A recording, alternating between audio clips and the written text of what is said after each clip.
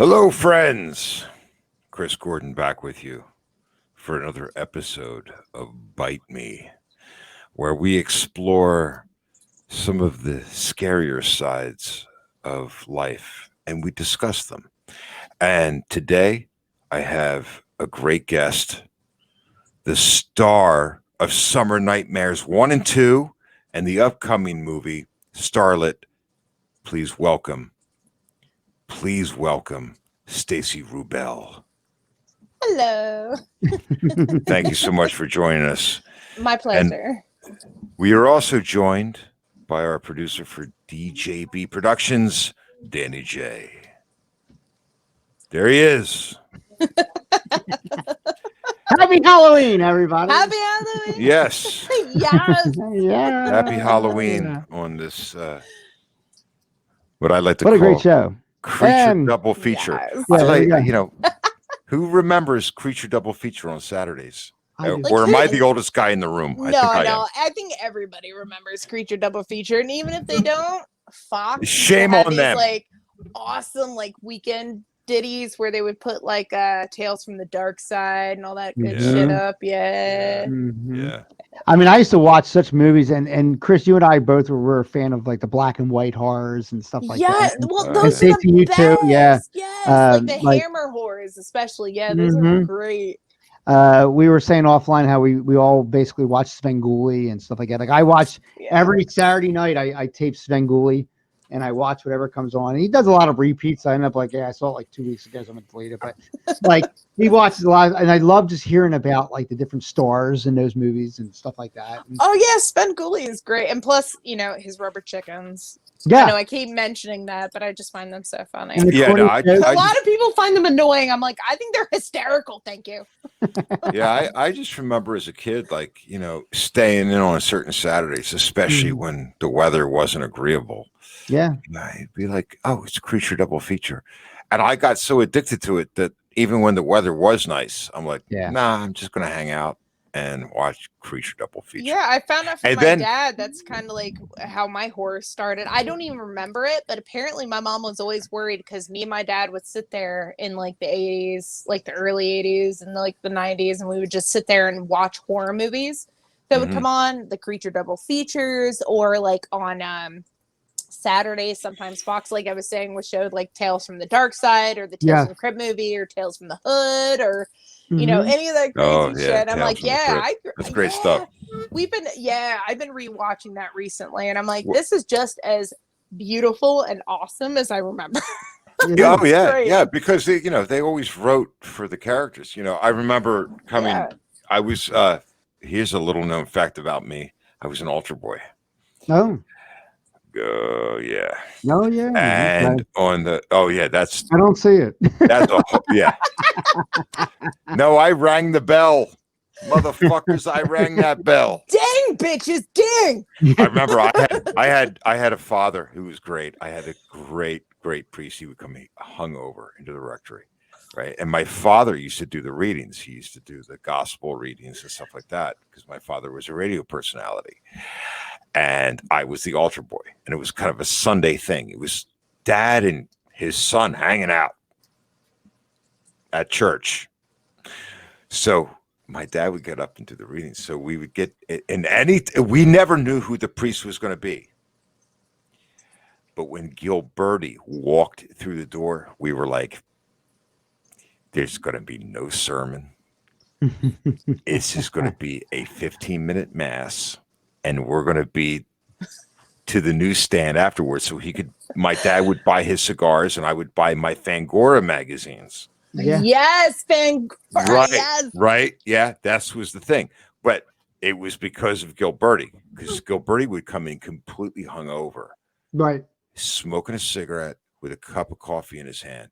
And he would come in, and this is Gilberti. I've got Gilberti down. He'd be like, and he always called my dad by his first name. He called me by my last name. Jimmy, when I'm done with that fucking Eucharist, you get the fuck up there and you read the last reading because we're out of here. Gordon, you ring that fucking bell once, I'm going to wring your fucking neck. Are we clear? That Do we sounds have like an understanding the here? most amazing Italian Catholic priest. And I'm I not was sure like, if that's what he was, but that's what it sounds yes, like. he was. And I was like, yo, Padre, I got you. We're good to go. Word. I'm so happy because in 15 minutes, I'm going to get my new issue of Fangora. And my dad's Yeah. going to get his new fresh box of cigars. And it's going to be a great Sunday. Yes. So anyway, I'm sorry we got into that. I had to go down that road because it's That's such a great okay. memory. That was a great road. You ring that bell, I'm going to ring your neck. I tell you right now. My goodness. Jesus saves. Ding, bitches. That's all I got to say. Get the fuck out of here. It's Sunday. I got things to do. Word. Like get back to drinking. All right. So You think that was scary? if you my think God, that my was goodness. scary, we got something for you. You think that Everyone, was scary. welcome to Bite Me, DJB. That was a huge intro. Welcome to DJB Productions today. Today we have a great panel because we're going to talk about a very cool thing. We're going to be talking about the Moth Man. Yes. Yes. Okay. We've been traveling the world with scary stuff, but now we're going to land our jet of horror into West Virginia. Mhm. West Virginia folklore. And if I have this correct, this is Clendington, West Virginia, is where the Mothman first appeared. Yes, and in Point Pleasant, Ohio, because it happened like right at that border. Well, it's right on the Ohio River, right? Yeah, exactly. Yeah. So Okay, it very happened like, good. yeah, you're Okay, right. so Though. Yeah. yeah, so we're looking at 1966, around November 12th, 1966. Right at what you just said, Stacy, that the Ohio River there. Okay, so Right. Stacy, I'm going to open it up to you. Give us the history of the Mothman. I'll give you the history of the Mothman. So Do it. I don't know if many people are familiar with the film, but it was based on a novel written by John Keel, who is supposed to be the main character in the film, if you've seen it, where he's like a journalist. He goes out there and he's investigating all these things, experiences. And that was played by, I apologize for interrupting, but that was played by Richard Gere. Yes. Yeah. Okay. It's played by Richard Gere. Okay. So he comes to this town of Point Pleasant in Clementine. Oh God, I can't ever remember. West Virginia. Is that what's from? Yeah, West Virginia. Yeah, West Virginia. No, I know West Virginia. Is it Clementine? Clendington. Clendington. You know what? That's what it is. I always keep forgetting. You know what? Yeah. I would hate to live there because I could never pronounce where I lived. Clendington. Clendington. But you know what? Let's just keep it remember Point the Point Pleasant. Yeah, I was gonna say I only remember that because like I'm an Ohio girl, so I remember Right, but that's where Pleasant. the statue's in Point Pleasant. So Yeah. Like I think that's where the Mothman Festival is also held. Yes. Since I think All it was right, like so 2003. we're going to take Clendington off the plate here because we have no reason to discuss that. I mean, technically, Point Pleasant. It's Point Pleasant. It's most known as Point Pleasant. It's so pleasant to say Point Pleasant. It is. It's just so catchy. Plus, you have Point Pleasant, New Jersey, and us living here in Eastern, PA and New Jersey. Point Pleasant, New Jersey. That's what I always think of every time they say Point Pleasant. Like, New Jersey. To the Clendington inhabitants, we apologize, but I'm sorry. So sorry. From here on, it's the Point mayor of Clennington is going to call us and be like, "Listen, I want my just due." Listen, Not gonna honestly, happen. they probably change the name of your town. They probably call Lancaster Lancaster. So you know what? Lancaster. We're even. We're even. Yes, very easy, very easy. Yeah. So, but it took. Oh, it's like that episode that I saw where they were like, they talked about Havertown. Oh, Haverton. They were like, it's Haverton. Haverton. Now, am I wrong? I'm sorry, I'm getting off onto a thing here, but it's It's Havertown. It's Am I wrong? Havertown. It's Havertown. Okay. All right. So As Danny's. I know, Yeah. it's Havertown. I was gonna Yeah. say it depends on who I Stacy, talk to. Yeah, Stacy, I where are pronounced you? it as I'm in Phoenixville, and I'm from a lot of places. Okay, so is it Havertown or Havertown?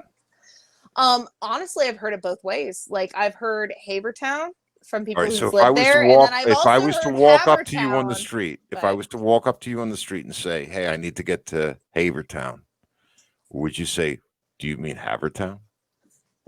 Probably I not. would send you. I would send you to But- Broomall. yeah, right. Brummel. Broomall. Yeah, Broomall. Brummel.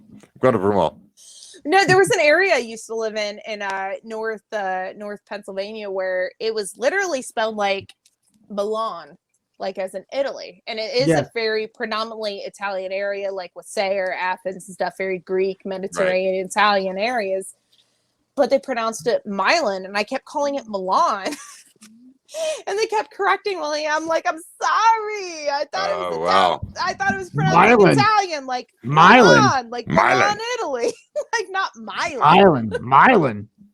That's funny. Yeah, so I got shit for that. I was like, I'm sorry. So to all of you in Clendington, Huntington. whatever. Yeah. You know what? Move Fuck it. it. Move It's it. Point Move it. Pleasant from Move the here Point on in. Pleasant. Point Pleasant and surrounding areas. And There yeah, you go. so Stacy, I apologize for interrupting. Continue. Wow. Point Pleasant. Oh no, sorry. So in Point Pleasant, I think the first real sighting happened in 1966, where I think it was two young couples. They experienced something that they perceived, it wasn't like verified, perceived chasing their car because it was like flying right above it. And anytime they looked back, it looked like it had a 10-foot wingspan and reflective glowing red eyes. And clearly in this area, there's no natural animal Right. or phenomenon that would normally cause this kind of like scene. Especially with red eyes. Especially with red eyes. Right. So I know later on down the line, this is skipping a whole bunch, which we'll cover in a minute. Later on down the line, they thought it was this version of a crane which had like red circular eyes, and did have about a 7-foot wingspan. Right. So they thought maybe it was this crane that had drifted away from its group of migration cranes and got lost. It was trying to find its way back. What catches me off guard, though, out of everything I read, though, is the fact that all these accounts, and there had been several accounts. I'm trying to think of how many. I think it was like close to 100. Like it was quite a few people who had experienced this. And this is in a year. Within a year. Yeah, within a year. Yeah, Okay, it was between 1966 and 1967. It Correct. was technically even less than a year, but it was within that same year. Yeah. All these people started seeing these things, and it described it very similarly. People kept saying it was that crane that I was mentioning, which it was a large crane that drifted from migration. Oh my God, I forgot the name. Was it? It's an awfully large crane, though, when you think about it. Oh, it is sandhill crane. That's what it was. They thought it was a large sandhill crane, which had like crane. yeah, exactly, and that they had a 7-foot wingspan. Okay, so it could be in looking at something briefly, you could say, "Oh, it looks bigger" or whatever. Exactly. Right. But the thing that always Oh, so we lost Stacy. So the thing that was really crazy about it is that in 1966, Adam West was starring as Batman on the CBS series, and I think he was actually around in that area doing character. You know, when they do. They study their role and they go in. I think honestly, it was Adam West running around in the Batman costume. You know, that's what that's what he was doing. He was like, you know what? I have a break from the show. I gotta get into this role. I've got to get into the role. Who Batman is. You know, that would have been the most amazing You know, role game ever. could you imagine? But the reason I'm going to debate you on that, the reason I'm going to say I don't believe that is because if he had pulled off the shit that he pulled off with all the news reports that came from that time, including the bridge collapse, which we can talk about later. There was a lot of reasons for that bridge collapse. Do you really think he would have played that character as campy as he did? You know, I mean, I love Adam behind West. I you. love everything he did, I want to make you including big. Family Guy. I want to make you big for a second. Yeah, he was great in Family Guy. Now I want to make you big for a second. If you can move to your side for a second, you have an artist rendition of the Mothman behind you. Yeah, there's the Mothman right there. Okay, so now that is the exact replica of him doing the Batusi when he brings his wingspans up like this. You know. Okay. So all right. I think that's bad. Seriously, do you think for a minute this guy would do something that epic? Because that's fucking scary. That's epic. And then turn around and go, hey, Robin, I think, like, I mean, seriously. Well, he's a method actor. and he's he's in there. And then Adam, it wasn't seen for a long period of time. Right. It was only. I agree with you to the point that I think he got inspiration from it. So what I'm saying is that Adam West was the Mothman. No, okay. Well, hold on. Fuck this. No, seriously, this is heavy. Yeah. Let's. You know what? Let's break it down. No, let's go back to Kane. Yeah. Okay. So when did Robert Kane develop Batman? It was 19. It was a 19. I want to say 20 something, but I think it was like 1930 something. Yeah, it was back then. Yeah. In fact, I can. Yeah, but I mean, I get you. So, do you think that the Mothman might have been an now we're talking about the Batman series.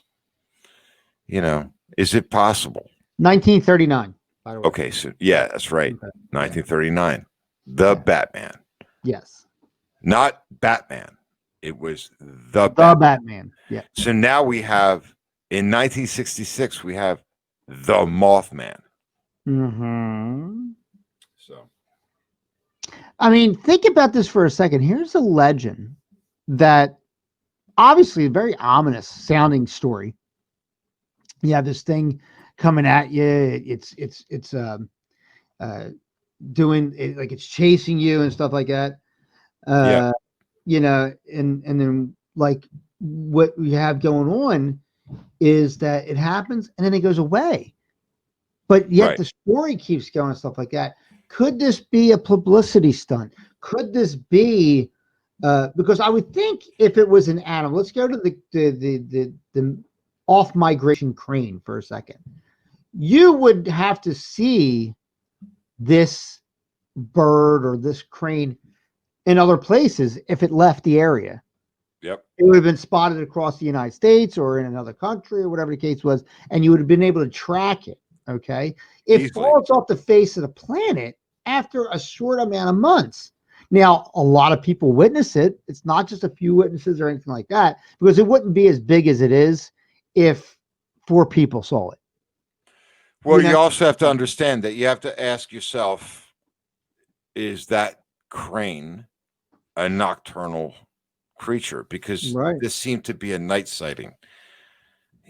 So the eyes were red. It has this wingspan. And it's like, okay, so could it be in modern times a pterodactyl? Or like they like to say on okay, in the 60s, in the 60s there was no way to capture that. I get that. A pterodactyl's too big. Like here's my issue with these kinds of sightings. And we're talking about the 60s, so that's a different time. So whether you can actually, capture this on film, whether this is the Mothman, whether this is Sasquatch, whatever.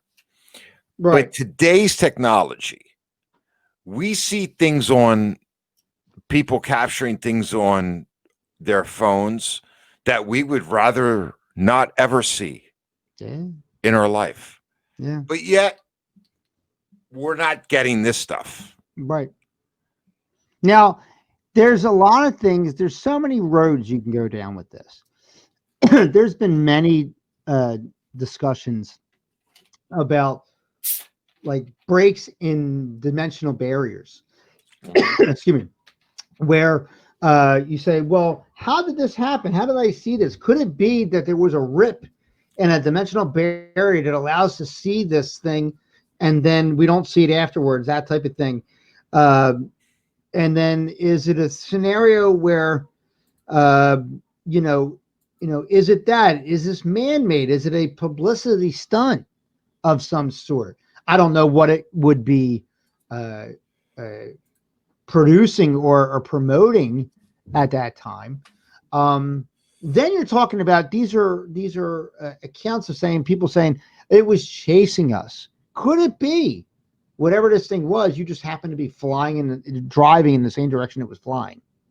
I mean, perception is key when it comes down to this. What you perceive as someone chasing you, because potentially maybe you're a person who is very paranoid, in a sense, could be that. Oh, well, coincidentally, you just happen to be driving in the same direction. Well, you have to ask yourself a very simple question. If you're driving a Buick in 1966, right, and for the sake of our discussion, yeah, the Moth Man is a thing. Is he really feeding on a Buick? that's what I'm thinking. Like, my whole idea is that when you're talking about a predator, if we're going to actually put a Mothman into a predatory category, because it's hard, we have to deal with this. You have predator and you have prey. Right. At the end of the day, that's what it is. We as humans are predators, Mm-hmm. right? We're going to eat today. Whether we want to or not, Yes. we have no choice. We have to eat. Just like every species on this planet has to do. Yeah. So all of a sudden, you're in 1966, between 1966 and 1967, you're driving in your Buick. These are big cars because all the cars back then were big. And you're driving. You look behind you. You're like, holy shit. What's it chasing? Is it chasing the car? Or has it really zeroed in on what's driving the car? Right. It's like me going, it's the same I as want that Milky Way, but I right. really just want the creamy nougat. And so, But you know what? It's like an owl looking at a mouse in a field, right? okay. Yeah, but still, the mouse is a mouse. A Buick is not prey. I don't care. I don't care what once again, species you are. There's no species documented that's sitting there going, oh, I just want to taste that steel.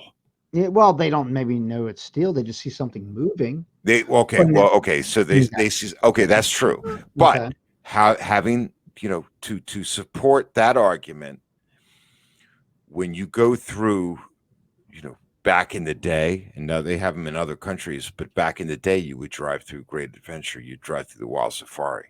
Yeah. And yeah, you'd get the baboons would jump up on the car, but never once did the ostriches or anything else think the cars were prey. They were interested in what was inside. True. And I know that.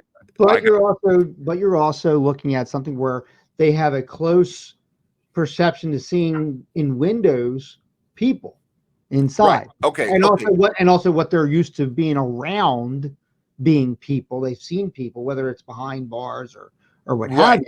Right. Okay. So I'm gonna go down your road there, which that this Mothman was aware of what was inside those cars that were following, because that's what the reports were like. Oh man, we saw this, So I'm going to pose the question to you, West Virginia. Is it real? Is it possible? Or is it possible that it was a sandhill crane that was mutated Okay. from a what they called the TNT area in 1942, which they were Right. using back then in that area. Right. Is Right. it possible that there was a mutation? That could always be, but I would think if there was, there would be more of them that you would be able to see. Like I don't think you would see one particular one. I think you would if it was an area that had these species going in there unaware of what their environment is producing. I think you would have more of them. You would have more mutations. Let's say the crane just happened to go there and that's not its normal place, so you wouldn't find other cranes there. There might be other mutations if that was the case, because why would it affect just Right. one? It wouldn't just affect the cranes. Right. It would affect affect the everything. people maybe too. Yeah. But Okay. now So let's take that off the table. right. But Just I'll for the take. sake of argument, let's take that off the table But and here's the say, thing: okay, it's not a mutation. we're under the impression that this Moth Man, and they call it a Moth Man, but we're going under a creature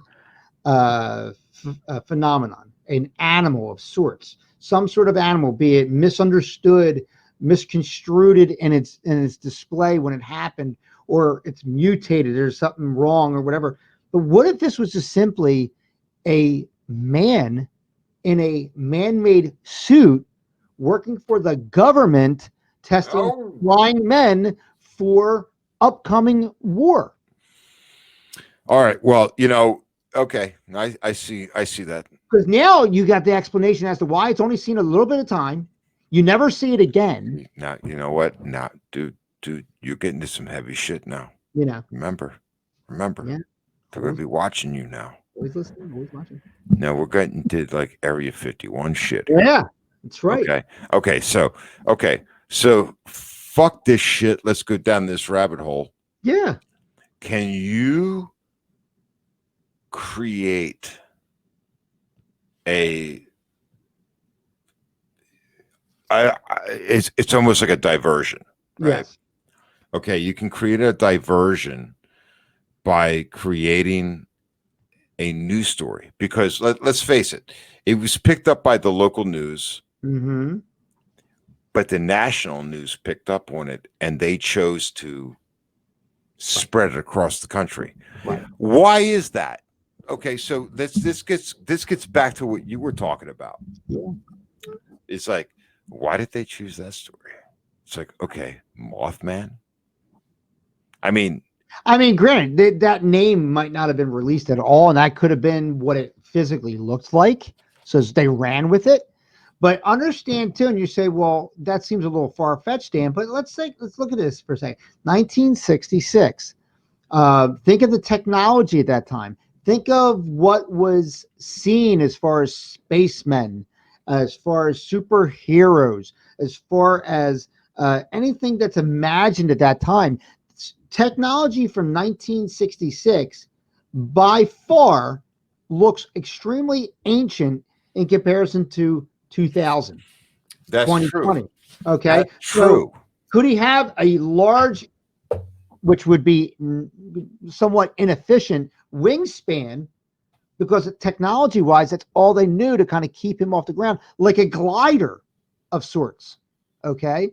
Gliders are really, really large, 10, 15, 20 feet, like hang gliders and stuff like that. So based on that technology, which was around forever, if you kept it like that, you have the same roughly wingspan. Now let's go about the red eyes for a second. Couldn't that be some sort of an infrared goggle? So he could see at night, because it would be like a night infantry type of soldier flying in. Think about that for a second. And this was all testing in a rural area, which they would probably think was not really that densely populated in a sense to scrounge up like a lot of publicity for it. All right, so you're going down a conspiracy route here. Yeah, to a point. Yeah. No, that's fine. That's fine. That was never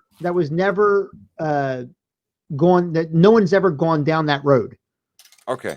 You All know right. what I mean? So let's explore that for a minute. Okay. So in other words, they were successful in their cover up. If that's there was also fatalities involved. okay. There He's were going to that. fatalities involved tied to the Moth Man. Right. And okay, so I've got this up right now. I want to talk about this because this is important. This is And I'm bringing Stacy back in. She's back on. oh, good. So I'm glad. sorry. I'm We're gonna glad she's catch you up. back. Stace, we're going to catch you up real quick. We were All talking right, about cool. the Mothman. We were talking about Oh, what we've it gone could be. conspiracy. We've talked about, could it be a beast? Could it be a mutated animal? Something that we know, right? How would it know to chase a car? This type of thing. And then I said, what if it's not an animal at all? What if it's some sort of a military grade man in a military made suit testing for night infantry based on the technology of 1966? That could, the wingspan could be that of a technology of a hang glider, with your red eyes being in some sort of an infrared night goggles, Like Hawkeye. like Hawkeye. Honestly, that's something that's been brought up. Aside from the crane that I mentioned right before my phone died. Yeah. Where I was going to say that, hey, maybe all this stuff is correct, but there's no way that a red feather ring around the eye would reflect. But there had been some other information provided where they thought that maybe it's a mutated animal. The reason it would know to chase cars because it's chasing like a moving prey, similar to like a shark in the water where it would normally attack somebody on a raft or whatever. But if they're confused enough, or if it looks similar enough to the movement of their natural prey, they would go for it. Right. So that's entirely possible. That it could be a mutated animal. That's something that they had brought up as a possibility, along with the crane. Maybe it's a mutated crane. Maybe it's a mutated animal. What I had mentioned to Christo was that if it was a mutated animal, okay, I would think that you would see more of that mutated animal. I agree. Yeah. Now, were you saying maybe it's a migration issue and that animal's not supposed to be in that area? Okay, so that explains why you would only see this one particular instance. Yeah, with like 10-foot wingspan. And even though, let's say it's there for like days on end. But think of this though, if that was that case, wouldn't there be other animals experiencing some sort of mutation of some sort? Maybe there's a turtle with 5 legs and a bear with 2 heads, and whatever the case would be. But you would see other wildlife experiencing similar mutation if that was the case of a mutation. Yeah, well, it's funny that you should mention that. There's cases in biology where they talk about like a natural mutation where it's essentially evolution. Where, let's say something, I guess a good analogy would be, let's say a flock of deer walk into the middle of a field. You have all these strong, tall, thrifty wheats available that they're eating, right? So the shorter ones are getting eaten because the deer don't go down that far. So eventually it would evolve into, because eventually you're just left with a certain set of genetics. Right. Where you have like the smaller plants available. Right. The same thing applies to animals too, where people think survival of the fittest is something where like you have to be tough and strong and all this other shit. And I'm like, no, it's actually your ability to adapt to the environment. That's the big thing that they talk about. That's correct. So if you have like an extremely, let's say you're in the middle of Germany, right? And you have all these wine fields or hops fields growing, right? You have this big cold, and this is actually a true story. Cold front blows in. This is a cold front that isn't just really a front. It's kind of like a climate change event. Happened kind of in the terms of Leif Erikson, where people would, where they would normally be able to grow wine, were better able to grow hops. In places that used to be able to grow hops, like Italy, are better able to grow wines, especially in Sicily, where they have a stable temperature. It's like naturally warm. They have naturally dark skin. There's so much biology that goes into it. So it's entirely possible that something mutated to a point where it was able to survive in this element. It's a mutated animal. There could be a ton of mutated animals. And that's where, when you get into cryptozoology, you see, you hear about all this bullshit. Yeah. Right? Obviously. Yeah, no, you're right. Stuff, but it's entirely possible that something may exist that we don't know, or there's a mutation, especially, and we notice this mostly and most prominently in rainforests, Yes. where we find more bugs, animals, things like that, mutations to, and this is the great thing about nature, where climate changes, whether it's human caused or not.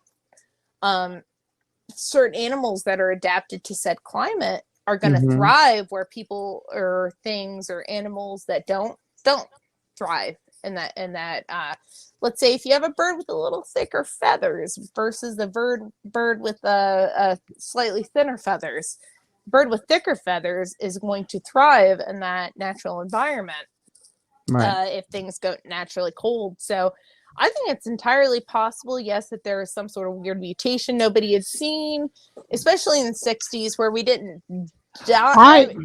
I just think that scientifically explains away the scenario, and then everybody could stop talking about it. But there's a lot of things that aren't scientifically explainable, which is what makes it weird. The things where people would talk about, they would all see this thing with a giant wingspan in the eyes. But then certain people, even people who only had mild encounters or mild sightings, would have, and there's no way to document this scientifically, but during the 1966, the John Keel novel, he talks a lot about, and they do include this in the movie, where there's a lot of precognition. And signs pointing to that bridge collapse, that big bridge collapse between Ohio and West Virginia. Wasn't there a phone call or some sort of a signal or sound that was, or was that a embellishment? Well, no, that was embellished. It's a mild, I was gonna say it's a mild embellishment. There was precognitions, said phone calls, but like in the movie where you see Richard Gere like experiencing constant phone calls, that's completely embellished. According to the novel, he did experience one or two, but it wasn't like the way they made it out in the movie. Yes. It is very embellished, but it does have a lot of truth to some of the other stuff, especially the unexplainable stuff. The fact that you had so many witnesses to this one set event, this one thing, which could be a mutated crane or a regular crane that got but you know what? Separated, but there's no proof, which is what makes it so weird and such a mystery, is because there's no physical proof. There's theories, but not proof. But the interesting theory that Danny, you brought up, that I'm really intrigued by now that I continue to read this, especially with the bridge collapse. The bridge collapse was blamed heavily on the engineering of the bridge. Yeah. And the fact that it wasn't engineered well and whatnot, but everything else. But going back to your theory of the idea that it might have been a military tactic, and I found that an intriguing concept, especially in 1966. Right, because you have to, everything's relative. Like you sit there and say, well, that's very modern thinking, but really look back at it and look at what you're perceiving. Okay, if you take this artist rendition of the Moth Man, it's behind Chris, and say, all right, well, I see this individual with this really large wingspan, but looks humanoid to a point. Okay, that to me could literally be a man in a suit with hang glider type wings, so he can soar, wearing goggles that allow him to see at night, so he could be some kind of a night infantry. And it was a government test. It was government, like in other words, because Chris was saying, how would this thing be chasing a Buick, a 1967 Buick? Well, there's and this is just my personal theory. There's no proof or mention of this, but I just found the time frame a little weird. So we had something, and I'm sure you all know. It's called MK Ultra, right? Okay. You guys know about that? I do not. So proceed. Oh, okay. So during the Cold pursue. War, during the Cold War in the 50s and 60s, our own U.S. government performed several experimental things. There was a ton of stuff that isn't even included in MK Ultra, but I'm not even going to get into that. That's going to be like so involved. But in 1953 is when it was proved, MK Ultra, and this is just off the topic of something I know, just because I think it's a fascinating thing. So a lot of universities between 1953 and 1964, keep in mind that this whole thing happened in 1966, right? Yep. Right. They tried a series of electroshock therapy, Right. and LSD, paralytics, things like that they would try on people as an experiment for. They were trying to use it for like a truth serum or mind control. Yeah. All right. Yep. So we try to use a lot of hallucinogenic. This is all 100% factual that we did this in our government, that we had the MK Ultra, No question. No question. and all that stuff. So I'm wondering if it's not even tied to that. Right. What you're saying is that the maybe program, like, I think, what did I say? That the start in 1966, the MK Ultra program wasn't even halted until I think it was like 1973. So who's to say that this wasn't even like an offshoot of like government experience? Exactly. Right. Well, I mean, okay. So look at it this way. Yeah, exactly. Like you were saying, you had subjects that were able to go under that situation. So through that experiment, right, you can now induce this thing without having to induce the public. You induce it physically. Yeah, in a very, very pinpointed, very confined area, especially in some not unlike small what town, we're like experiencing today. Exactly. It's chaos. It is, and it's like we are going to create chaos, and we're going to watch how people react. Well, you know what? Exactly, and I think it's an interesting thing to know, but I'm not opposed, and I know that this wasn't ever mentioned in like most Mothman things, but I just know a lot about MK Ultra, and I just think the time frame that lines up with Mothman, I was like, well, I think it's obviously kind of funny that, and I don't know what's scarier, Mothman or the fact that our government's fucking with us like that. Right. But yeah, they did this, and I don't know if you guys heard about it, but the Tuskegee experiment. They used to take a bunch of black individuals and test. They would tell them that they're vaccinating them, but what they were doing is they were vaccinating. It was like a trial and error thing, like a variable and X kind of thing, where they would take certain people, they'd give them the vaccination, and some people they would infect them with it or test it out for something else. And it wasn't just black individuals; it was other people of color, people who had physical ailments and things like that they would test this out. And this is another thing proven by our government. So I'm not opposed to thinking and here's the thing, like that Mothman is like an offshoot of like the MK Ultra shit. Because go down that road for a second. But I think a vaccination, much like a number of things, if they were doing something very specific and very, very much in the public, could be tracked in some way. If you were a researcher and said, oh, I'm going to put A and B together and figure out what I get. Oh, that year they got this particular vaccination versus that one, or whatever the case. Like, you know what I mean? You would be able to track it. The one thing you can track, and Joe Rogan, and I don't give a shit why Joe Rogan would care about this, but Joe Rogan did a show where airplanes overhead. Are you talking about the chemtrails? Like the chemtrails and stuff like that. All that is crop dusting, but you're crop dusting people with possibly an aromatic hallucinogen, not unlike what you see in Batman with Professor Crane, the Scarecrow. I know. I was gonna say, God bless the Scarecrow. That's crazy shit right there, right? Dude. And it's a I'm not disagreeing. I'm saying, and it's a controlled. I'm agreeing. Yeah, no, I get what you're saying. I'm agreeing. And think about that. If you make that's a controlled experiment where it's only going to go so far before it dissipates in the air. Okay. And you're going to be able to dust a certain area. No one's going to be the wiser. No one's even going to look into that. and know that. Like, it's nobody Okay. the why Okay. Well, I'm gonna counter that with a pragmatic counterpoint. Okay. If you're gonna crop dust from that distance, Right. that's up there, dude. That's high. Well, it might not be a crop dust. It might be Why wouldn't you like a just U.S. put it? plane. In other words, how many people is it affecting, and to what effect? Well, I mean, a crop Now, dust. if they're not interested in anything other than data, then that's one thing. If they're But interested in influence, I feel like they should attack the water supply, not chemtrails, because that's Well, something you need. That like people will drink from that. Right, but now what you're But I getting is don't you're believe getting a there's mass. anything going on. But if I'm you just do the saying. water, first of all, I think once again the water EPA would come in what? and automatically check the water. Semi, Don't because I even actually, go there, I was gonna because say, I just Yeah. found if you're out. talking about the water, 90% of us Yes. aren't drinking it.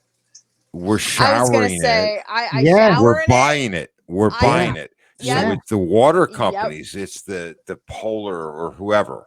Well, that's now, but 1966 that wasn't a thing. Okay, Really. well, okay, 1966, everyone was drinking. Yeah, stuff, in right? 1966, I think the best way probably to do it wouldn't be chemtrails. It would be a water source because everybody. What do you don't need a plane to fucking live. But you know need what, though? water to live. You need But- water to shower in, water to clean, But water if you ever to watch sanitize. if you ever watch any documentary where they're talking about mass hysteria viewings of something, they always mention the water because every witness will always mention. Yeah, but that wasn't the water. 60s. Right. But you understand what I'm saying? But like for an airplane to go by, be it a U.S. jet or whatever you want to do, oh, U.S. jet, you pay it no mind at all, and it's out of sight, out of mind. And meanwhile, an airborne thing, you can't see the air, so there's no way to really track it once it's been done, unless it leaves some sort of a chemical. Yeah, but the same thing resonance. happens with water though, because unless you can visibly see chunks in your water, people are going to drink it, and you're not going to see chunks with the way it's filtered, the way you see it. But I think, even filtered. Let's say if I'm getting it right from let's go cabin fever. right, but I And think gross, water. right? They I were think getting your the water's water gonna from hold. a source, but Right. like in the movie, right? It comes through the faucet. You can see Yeah. chunks of water. That wouldn't happen because even in your basic faucet, there's like a screen, Yeah. to block particles. But I think in your water is going to maintain residue or some sort of remnants of an outside agent more than your air well. If it's an aerosol, I think it's going to dissipate eventually. Yeah. You're right, but however, Where's with Lily? water, a lot of the stuff, the shit that like floats in water, you need like a huge amount for it to be registered. That's the reason, like in Phoenixville, and I just found this out recently, and I'm so glad I drink bottled fucking water now. Right. But That's all I ever drink. and it has nothing to do with it. Everyone's like, oh, it's because the nuke plant's 2 minutes away. I'm like, actually, it has nothing to do with that. Nuclear power is actually extremely clean if you keep it regulated. That's a whole different subject, but it's not from them. It's from like residual mining and shit. Yeah. Where a lot of mines and stuff, it ran into the wells and stuff like that, and they were finding in Phoenixville there's a lot of cancer causing water, like cancer causing residue in water, but it's just beneath our line of safety because they always put like a fucking like perfect like thing there, and I'm like, I don't necessarily trust that, buddy. Well, that's the thing. Like when you put a line of regulation on it, but who's to say exactly like what that is? Exactly. Where are you getting that? What is safe? Like right, to me, exactly. You're like, oh, it takes 12 years to cause cancer instead and we of don't 6? know. Like I need to know. Right. At the end of the day, like who's to say? I mean, biologically, we're all different to an extent. Oh yeah. We're still Homo sapiens, so we have a baseline of what we are. But getting back to everything we were talking about, like, and even getting, to what you were talking about too, which is very deep and interesting, which to me is a whole other show, is how much does it take to alter human physiology, whether it's physiology or mental, Right. Oh yeah, And and it's completely subjective, and I hate to bring this up because I'm not an anti-vaxxer. I'm not saying that, by the way. I'm big in vaccines, but there are certain vaccines that have come around in the last 20 years. You know, they're fairly newer. A lot of them have like heavy metal bases, yep. things like that, which do it takes for it has a half life. If you know anything about physics, there's a half life to them. They're waiting on you to do the pros. All right, so there's a half life there, and sometimes it dissipates quickly, sometimes it doesn't. Right. So yeah, sometimes heavy metal can build up. With vaccines, the amount that's in them, Yep. there's a lot of questions. Like there's a huge, and I would say it's like 50-50 from what I researched. Like I do agree Right. that I personally would prefer a mild case of heavy metal poisoning where that can be treated over like a horrible disease I would get. Like to Right. me, it's like a reward and consequence kind of thing. Yes. Okay. But we don't know the full effects of things, and it's not just with that, it's with a ton of medicines. You know, there's a lot of medicines that have just been developed in the last 20 years, which sounds like a long time to people, but sometimes it takes like how many articles have you seen about mesothelioma, or now recently, Yeah. most recently, baby powder from Johnson & Johnson causing ovarian cancer? That's like 60 years down the line before we realize that. That's something that I in special needs and working with people in early childhood education, that I used. That's something that Sure. you use is baby powder, like Johnson baby powder, and then they're finding that in females it can cause ovarian cancer down the line from the way it was formulated. Yeah. So it's a matter of build up people's physiology, and there's so many questions, so many things unanswered. But now, By the way, I want to mention this is not an anti-vaxxing thing. right, definitely right, No, get no, a vaccination. Yeah, sure, absolutely. right. Well, But I'm I gonna see, take it down. I see what you're saying in the regard that, you know, there's so many variables, and you But I know, got one more variable for you though, and going down the same rabbit hole I was going down, but here's a little branch. oh, we're going deeper. Here we go. Now there's a thing called Project Blue Check Book. out this rabbit hole. Okay. Oh, I've heard about Project Blue Project Book, Blue Book, in a nutshell, without getting into any details, is UFOs. It's our government studying extraterrestrials, okay, and Okay. extraterrestrial sightings, and a big cover up from the military, the jets seeing these UFOs and then not releasing it to the public. Can That you type of take thing. a break so we Okay. can do the prizes? And then you have comedy shows like Men in Black, which say, "Oh yeah, all these aliens are living among us, and we have to go check stuff like that." Right. Could the Moth Man be some sort of alien being that we had on Earth? It got away, and they quickly caught it and snuffed out all the media about it. That's why you only see it for a certain amount of time. Funny you should Never hear mention about it that, again. because a lot of people, a lot of cryptozoologists, people who study this, think that if it occurred with the Mothman, Yes. that they actually think it may have been extraterrestrial because of its ability to view tragic events right before they happen. The Mothman was specifically associated with this because it happened right before that bridge collapse. Yeah, because you're talking people about the would bridge. have You're talking oh about the bridge. yeah, and Yeah. people would have like dreams and shit about this bridge collapsing, and then they would be on it. And when it happened, now they survived, but it was crazy. That's like one of the very few things in the Mothman Prophecies movie that was, actually Yeah. spot on.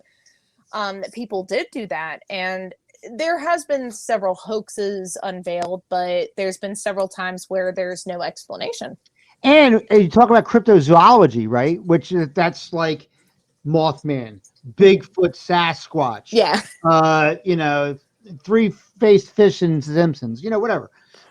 And could the Earth, because it's a life-giving planet, it's one of the only planets in this. So it's the only planet right now that we know of that harbors life. Could we be an interplanetary zoo for extraterrestrials? Well, I wouldn't say in zoo necessarily, but like Well, think of the Predator, like the movie, the Predator or Predators. Yeah, no, where no, they take him exactly to what a you're talking planet. about. There's a game planet. Could we be a game planet? I wouldn't It's consider us possible, yeah, I would say I but wouldn't put. Oh, I'm I sorry. Go think ahead. that's a whole different show Yeah. because Yeah. I have my views on that shit, and that fucking shit runs deep. Yes. Oh yeah, and the fact that we're literally an intergalactic shooting gallery. If you knew how many near miss fucking Yep. asteroids and Yep. there's so much crazy shit like that. I think Um, human beings on this planet, if you want to get interplanetary, if you want to go that route, I think human beings, although an evolution of life on the planet, I think we were a mistake because we are sentient and I because we don't. can think.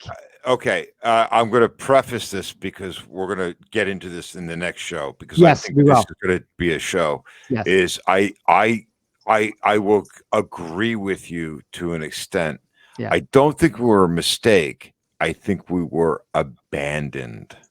An abandoned I experiment. Yeah. I think we were created to do a job, which we did, and we were abandoned and Right. left. yeah, Government. I honestly feel like that's more likely. I don't feel like we were just an accident or a mistake. No, There's I so completely many. believe we were engineered. Oh yeah, I Mhm. believe we were engineered between two species on this planet because we share two of them. I oh yeah, believe, we and actually I know, share even more and than we're, two of I them. know, If you look at the DNA evidence, and a lot of Mhm. people don't even realize this, they used to use fruit flies to test their DNA, watch DNA, study DNA in general. Right. They are so close to humans. A lot of things are. Now, the closest is, apes and things like yes. that. And But what Yeah. else? What else? Dolphins. dolphins is well. Dolphins is they are very intelligent. They have Sea Did you an did intellect. you Sea ever mammals. did either Sea one of you? mammals. And I'm going Yeah. to tell you why. Because we're the only other species on this planet that have the same body fat that Right. sea mammals have. Did you ever notice? Did either one of you ever notice? Because apes don't, but we do. But did you ever? Did either one And of you ever also take notice? the language. I'm No, sorry to no, you're good. interrupt. No, you're good. The language of sea mammals. Yes. Yeah. I believe that we were cross-pollinated between Exactly. Yeah. apes and sea mammals. It could be. I believe we were cross-pollinated because of the intelligence and the ability to follow orders. Yes. We had a job to do. Right. And our job, and that's for another episode. I'll tell you But what that did is. either one of you ever notice when you look at people in general, if you see a stranger on the street or we look at each other, how we see similarities in other people that we've seen? Like I can look at Stacy and say, Stacy's eyes reminds me of this other person. And Chris's jawline reminds me of this person. Because I think in the end, there's only so many base models that we were based off of. Well, here's Oh, another. I agree with people think the concept of doppelgangers is some sort of weird supernatural thing, but think about it. It's like snowflakes. Yes, everything like snowflakes, you can have two Yeah. that are almost identical, right? But have just these slight differences. Right. And because for some reason I just always associate with that snowflake thing with Yeah. the human genetics, because it's the same thing where you can have a lot of people who you have doppelgangers, people who look just like fucking other people. Right. Like there was some kid the other day. We were watching Goosebumps just because of Halloween, and I was like, "Oh, this kid looks just like this guy." I was right about one guy. I was wrong about the other. I was like, "Oh, he's not the same guy." I was right about one of them. The other guy just looks like him. It's like, fuck. Yeah. That's exactly right. Yeah, so yeah, no, it's entirely possible. There's so many weird things regarding science and biology that Well, one of the we haven't things, even touched on. Like we don't even know. it's like Mhm. when you look at the embryo of an orca, Yeah. there's no difference between that and a human embryo. True. They're exactly the same. Very, very true. And the only difference is those 5 fingers become a fin. Yes. Yes. Anyway, she had a role. Yeah. And it was a great show. What a great show. This is crazy. Moth Man. I still think it was Adam West. Yeah, it was probably Adam West the whole time. It was probably Adam West. Fuck everything we just said. It was all Adam West. Yeah, it was Adam West looking for his Robin. Blame Desilu Productions for that. For the Mothman. Anyway, thank you for joining us today. Yes. Believe me, tune in next week because the rabbit hole is getting deeper. Going to go deep, deep, deep. Oh, we're going deep. Trust me. Lovely. And we're definitely going to have Stacy back because she can definitely keep up with that. So, all right, guys, make sure you hit the subscribe button and smash that bell so you get more notifications to more awesome shows here at Bite Me. Everyone, happy Halloween. Happy Enjoy Halloween. yourself. See you guys. Bye-bye.